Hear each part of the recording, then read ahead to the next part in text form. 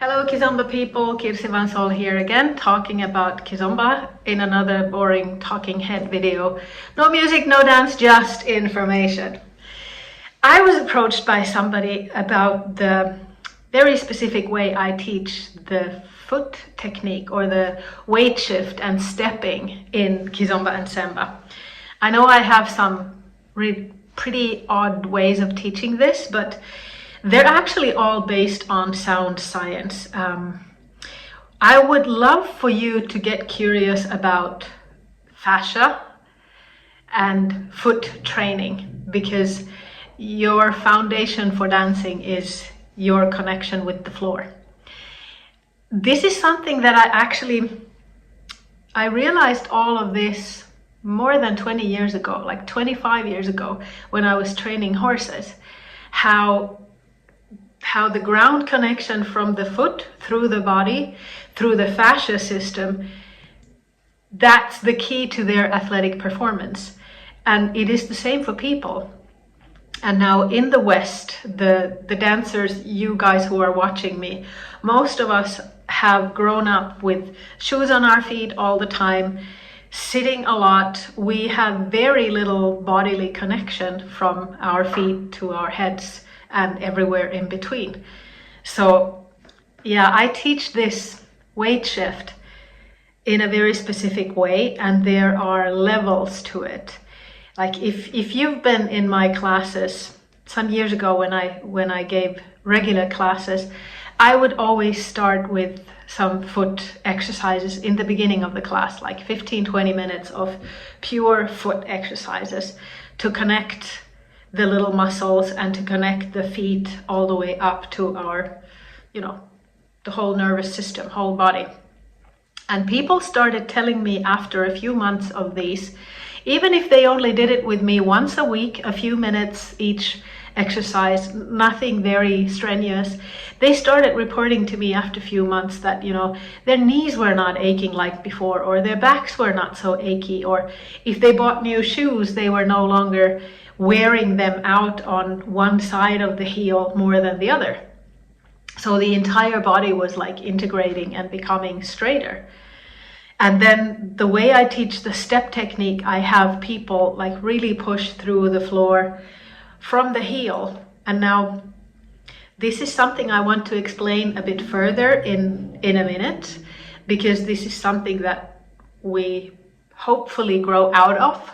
But this is a step that I've taken and teaching to all my students in the meantime, for them to create this, like connect this sensation from their feet to their bodies and create the balance and the total body connection that we need to be good dancers.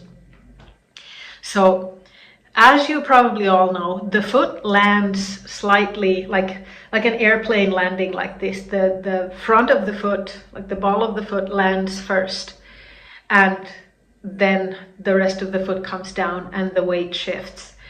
Now, I've been asking my students to really feel that weight coming down through their heel and push hard, because where the shin bones, like in our legs, the bone connects to the floor and the foot through the heel, not from the back of it and not from the front.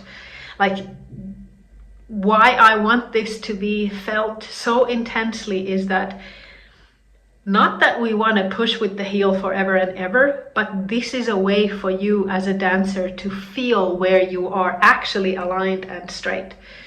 Most people don't have this sensory experience clear to them. Some of you, yes, if you are athletic and you've always been working in ways that really use your whole body, the kind of movement that I'm talking about, that you are really moving your whole body, you're walking, jumping, dancing, maybe playing some team sport, those people usually have a much better body connection all throughout.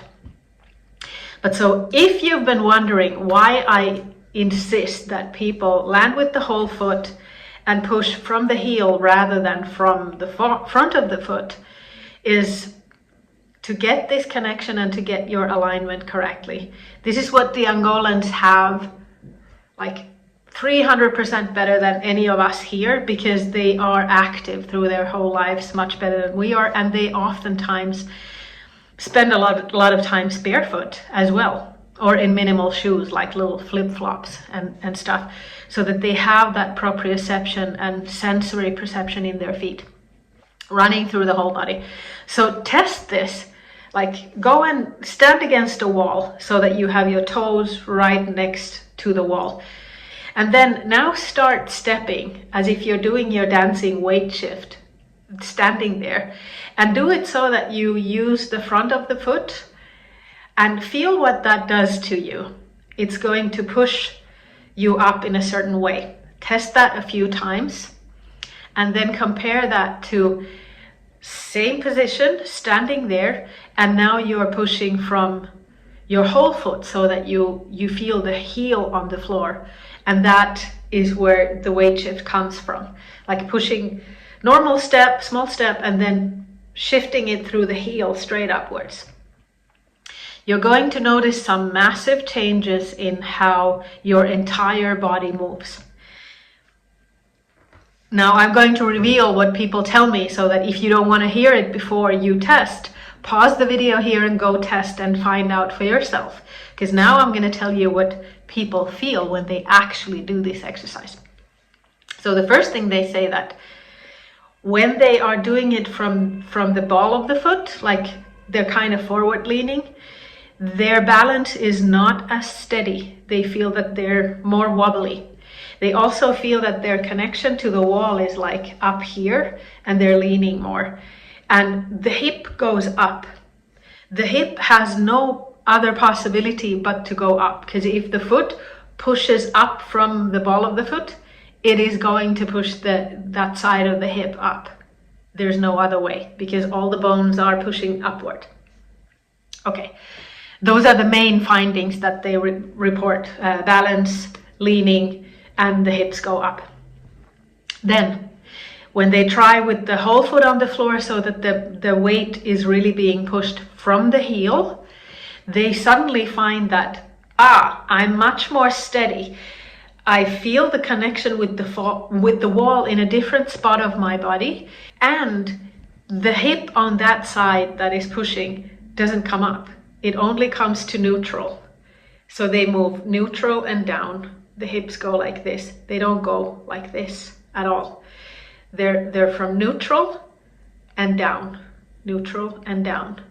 So none of that movement is pushed upwards above the hips. Nothing like this happens in the hips. They stay balanced, dropping down, coming back to neutral, dropping down, coming back to neutral. And what this does to your back remains straight. You don't get any tension in your lower back like you might if you do this the other way. And also, this will stabilize your whole weight, like you're actually putting the center of gravity in a steady place. Your hips are not supposed to move up and down. They're just supposed to move neutral and down from there. Because in kizomba, the movement is supposed to be from your belly button and down. Because your entire upper body is supposed to be stable and steady, so that you can have a glass of wine on top of your head all night when you're dancing, and yet you're still having a lot of movement in your hips and downwards. So you're using all of those joints softly: hip, knee, ankle, all of those. Once you have integrated your body in this way, and once you have a functioning fascia system that ties everything together, you're not going to need to pay attention to your heel that much. You do need to practice this quite a while, because the fascia system is not very quick to change, and it takes time to build this receptivity and sensitivity and balance. But later on, you're going to be dancing like the Angolans actually are. They push, they're like very steady on the floor with all of their toes, a lot of surface touching the floor. You can't see this through the shoes, but if you ever see them dancing barefoot or in flip-flops. So they have a very strong foot on the floor and their heel just kisses the floor. So this heel kiss is actually something that runners use if you have a good running technique. A lot of people also have a running technique where they land heel first and then roll over the foot, and this is terrible. This is really terrible for your body. Good running technique has you land with the ball of the foot and your heel comes down just to kiss the floor. They call this the heel kiss, but it just touches barely. And the sprinters, their heels almost never touch the floor or the ground. They're entirely on the ball of the foot, and they're using the tendons and this fascia mechanism to propel them off the floor. But the way to this goes through first building the foundation. So I hope this explains why I teach the way I teach to some of you who've been asking. And to understand more of the fascial system, this is becoming popular now. 10 years ago, nobody talked about this when I started teaching this. I didn't know as much as I know now, but I'm just so glad that I understood this. And the first time I understood this was like 25 years ago with horses, when I could see this. I was rehabilitating a lot of injured sports horses and so on. That's another story. But so that's where I learned this from. Now, there are many, many experts in fascia that have been teaching this for a long time. If you've ever heard of Ida Rolf, like Rolfing is a technique that she's been teaching. She's passed on. She's an older lady. But Rolfing technique has been existing for decades and is integrating the fascia system in the body. And then there's a famous American researcher called Mike Myers. He talks about anatomy trains. You can check his book. You can Google that. And one of my favorites now is called Coach Chong Xie. He's got a website and YouTube. It's called Hyper Arc Fascia Training. So if you want to learn this for yourself, I would especially recommend this Hyper Arc Fascia Training. I can link it below this video, the YouTube site, because he's got tons of really good videos and simple exercises that you can start with today. And even though this feels like what's this got to do with kizomba and samba, it's got everything to do with good kizomba and samba. So that's it. Information done.